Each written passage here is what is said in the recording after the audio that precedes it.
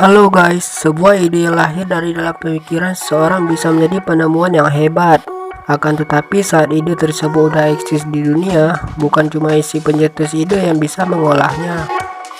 Makanya banyak penemu jenius yang sebenarnya sudah mengubah dunia dengan penemuannya.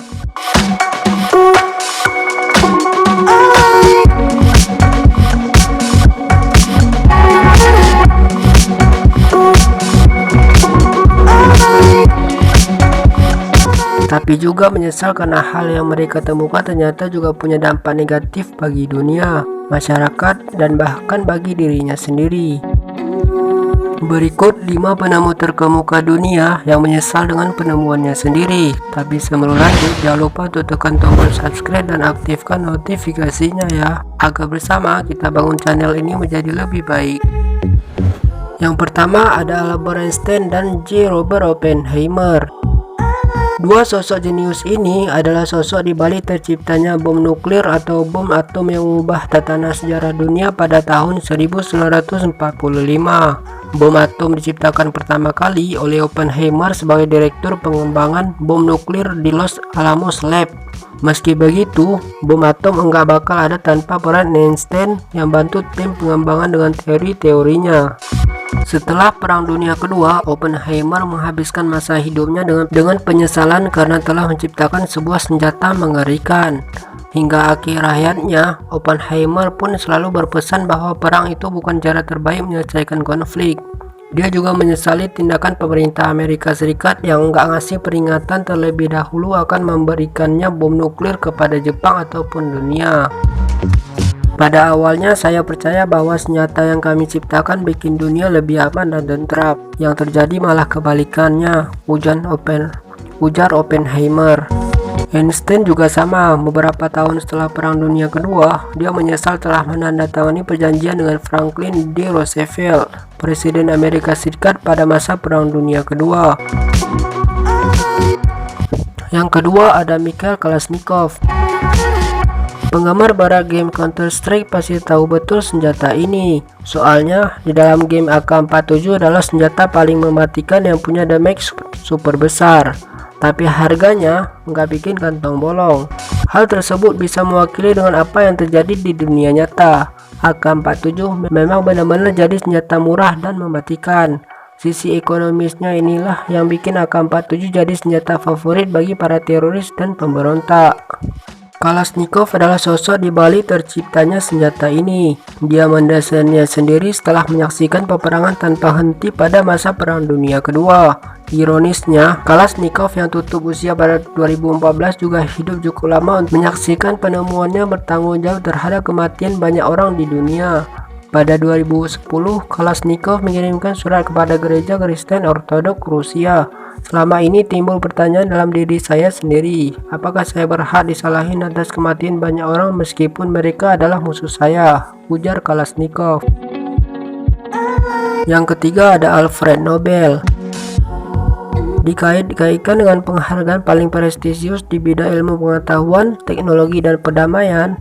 Nama penghargaan tersebut memang dibuat untuk menghormati sang penemu dinamit yang menyesal telah menciptakan penemuannya sendiri. Nobel merupakan seorang industrialis dan insinyur yang dulu memutar otak untuk mencari cara meledakkan sebuah batu besar secara efisien. Pada 1860, dia berhasil mencampurkan bahan nitrogliserin dan silika untuk menciptakan sebuah pasta yang menguap bernama dinamit. Sayangnya, penemuan yang sebenarnya diciptakan untuk kepentingan publik justru dimanfaatkan untuk membunuh dan menghancurkan.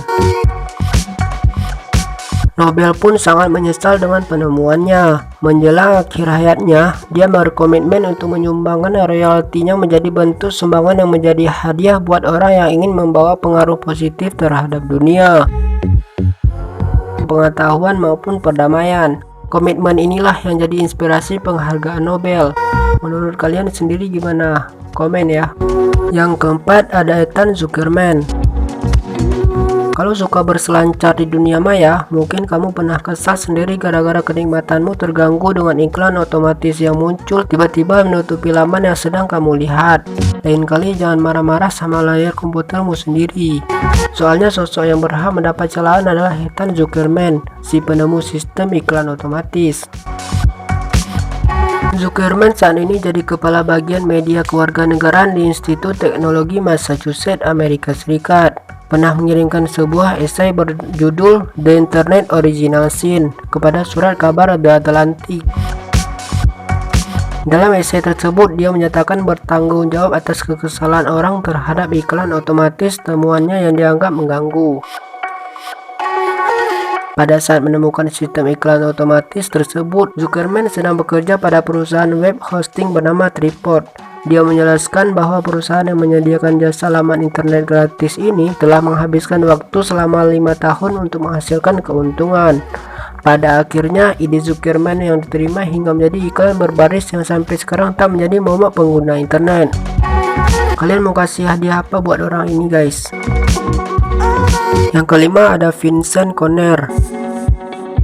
Nama Comic Sans pastinya nggak asing buat kalian yang ngetik di Microsoft Office. Yap, Comic Sans adalah salah satu font yang desainnya mirip tulisan anak-anak atau tulisan ala buku komik. Font ini didesain oleh Vincent Conner bernama Microsoft.